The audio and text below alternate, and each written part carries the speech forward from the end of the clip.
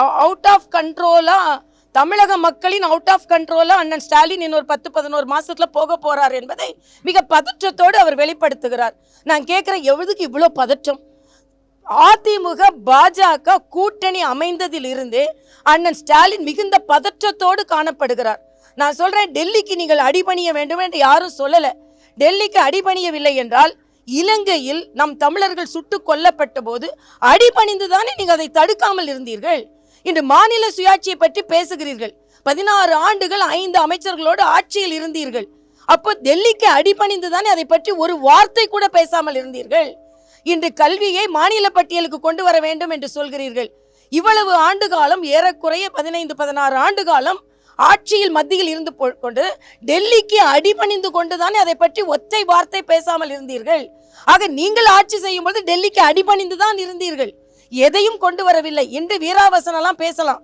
இன்னைக்கு ஷா என்னை ஒன்றும் எந்த ஷாவும் ஒன்று செய்ய முடியாதுன்றாரு.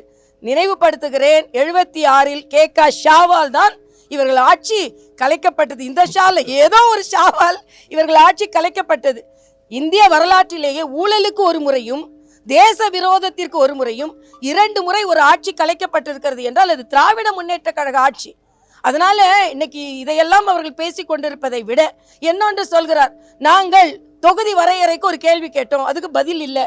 மரியாதைக்குரிய அமித்ஷா அவர்கள் பதில் சொல்லிவிட்டார். உங்களுக்கு புரியவில்லை என்றால் நாங்கள் என்ன செய்வது?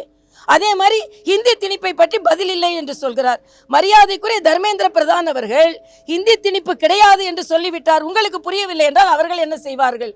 அதனால் புரிந்தும் புரியாதது மாறியும், தெரிந்தும் தெரியாதது மாறியும், ஆக பதற்றத்தில் பதற்றம் இல்லாததை மாறியும் இன்று முதலமைச்சர் அவர்கள் மிகுந்த பதற்றத்தோடு இருக்கிறார்கள்.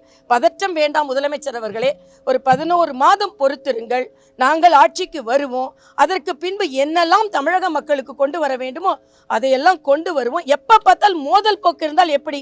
நான் கேட்குறேன், நிதியை பற்றி பேசுகிறீர்கள், ஏன் நிதி ஆயோக் கூட்டத்திற்கு போகவில்லை? ஒரு மாநிலத்தின் நிதி கட்டமைப்பை முழுவதுமாக விவாதிப்பது நிதி ஆயோக், அதுக்கு நான் போக மாட்டேன். அதே மாதிரி இலங்கையில் இன்று தமிழக மீனவர்களை பற்றி பேசுகிறீர்கள்.